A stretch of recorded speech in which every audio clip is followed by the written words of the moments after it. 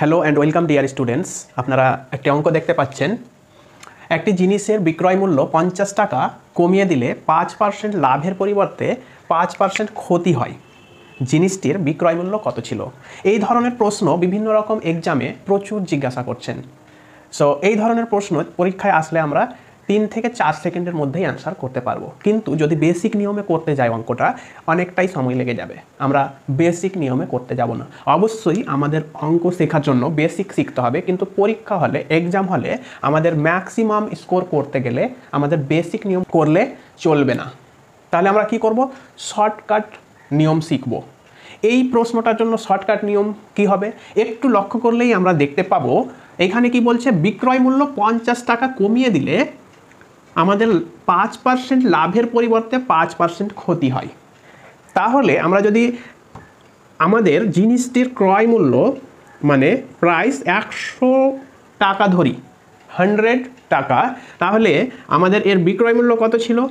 105 টাকা। আর 5% মানে 5 টাকা। আর যখন লাভ হচ্ছিল 5%, তখন 105 টাকায় বিক্রি করছিলাম।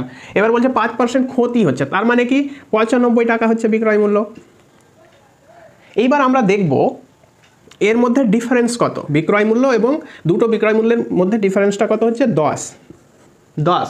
আমরা দেখতে পাচ্ছি এই দুটোর বিক্রয় মূল্যের মধ্যে পার্থক্যটা কত? 10। কিন্তু এখানে প্রশ্নে কত বলছে? প্রশ্নে বলছে 50 টাকা কমানো হচ্ছে। তার মানে কি প্রথমে 105-এ বিক্রি করছিল, পরে 95 টাকায় বিক্রি করছে। তো এদের ডিফারেন্সটা 10, তো 10 মানে কি এখানে দেওয়া রয়েছে 50 টাকা।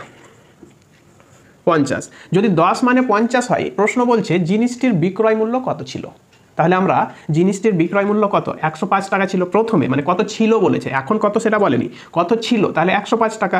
10 যদি 50 হয়, 105 কত হবে? 105 হয়ে যাবে 50/10 গুণিত 105।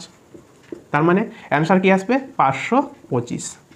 অপশান কোন অপশানে অ্যান্সারটা রয়েছে? অপশান বিতে অ্যান্সারটা রয়েছে, সেটাই উত্তর। এই ধরনের আরও বিভিন্ন ধরনের প্রশ্ন আসতে পারে ডেটা চেঞ্জ করে দিয়ে। তাহলে আপনারা এই শর্টকাট টেকনিকটা শিখে রাখলে অবশ্যই অঙ্কটি করতে পারবেন। দেখার জন্য সকলকে ধন্যবাদ। টাটা।